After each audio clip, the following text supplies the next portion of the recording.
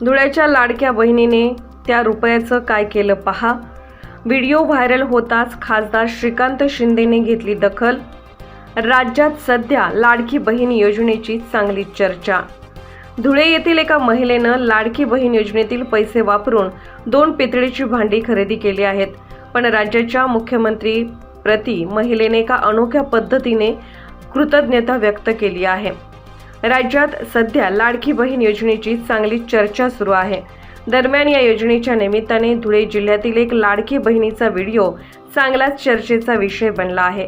धुळे जिल्ह्यातील सोनगीर गावातील एका लाडक्या बहिणीने लाडकी बहीण योजनेच्या माध्यमातून मिळालेल्या 3 हप्त्यातून 4500 रुपयांची चक्क 2 पितळेची भांडी विकत घेतली आहेत। इतकेच नाही तर या भांड्यावर चक्क राज्याचे मुख्यमंत्री एकनाथ शिंदे यांचे नाव देखील टाकले आहे।